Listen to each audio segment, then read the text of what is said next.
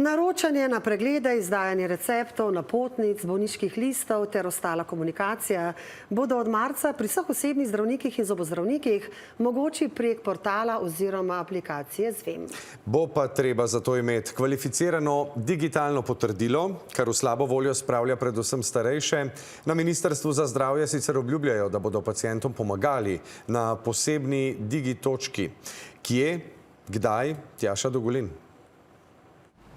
V Grosupeljskem zdravstvenem domu so na nov način komunikacije, ki ga morajo obvezno nuditi pacientom, pripravljeni, do marca pa bodo začeli Zvem tudi uporabljati. Omogoča elektronsko komunikacijo, naprimer naročanje zdravil, napotnic, bolniških listov in kakšna kratka komunikacija je. Ker ima trenutno vsak zdravstveni dom drugačen portal za paciente, želijo na zdravstvenem ministrstvu z enotnim orodjem olajšati zadeve. Pacienti bomo tako samo enkrat vzpostavili, se pravi, bomo postali uporabniki Zvema in s tem bomo lahko komunicirali z vsakim izvajalcem, ne glede na to, če imamo izbrane zdravnike v več zdravstvenih domovih. Od zdravstvenih domov sicer ne zahtevajo, da opustijo svoje dosedanje portale. Verjetno pa je realno že zaradi samih zdravstvenega osebja, da si želi čim manj kanalov komunikacije, ker jih tako lažje obvladuje. Obstoječi portal, ki ga trenutno imate, bo pa potem ukinjen. Tako. Bomo organizirali prehodno obdobje, mesec ali dva, na to pa se ga ukini. Odzivi ljudi so različni. Ja, jaz imam Zvem tudi sama. Tako da za vas bo verjetno lažje. Za starejše bo pa problem. Ste seznanjeni s tem? No, nisem. To mi je čist mim in to mi ne zdi se uredeno.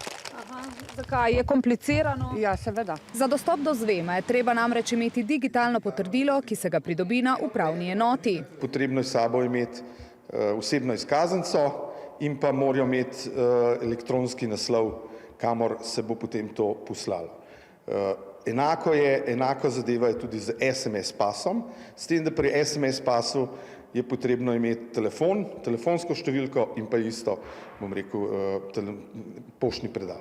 Nekoliko krajša pa je pot za tiste, ki imajo novejše biometrične osebne izkaznice. Že avtomatično imajo certifikat na tistem čipu, vsi občani dobijo zraven letak, v katerem jim piše, na kakšen način lahko to aktivirajo. Sicer pa na ministrstvu obljubljajo pomoč. Kot pravijo, so v minulem letu v nekaterih zdravstvenih domovih že organizirali Zvem digitočke, v preostalih jih še bodo. Čisto v vsakem zdravstvenem domu bomo dali na voljo, da ima mesec dni tam vzpostavljeno Zvem digitočko. Bo svetovalec plus po potrebi še par ur na teden tudi svetovalka z bližnje upravne enote ali svetovalec pomagala pacientom, da bodo na lokaciji pridobili digitalno identiteto. Začelo se bo izvajati pravzaprav že konec tega meseca.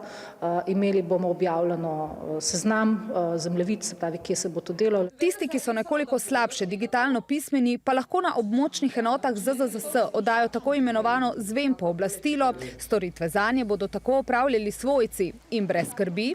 Bom probal po telefonu, če se oddal, če pa ne pa. Kot veleva zakon, se bo osebno po telefonu ali pošti dalo naročiti vedno in povsod.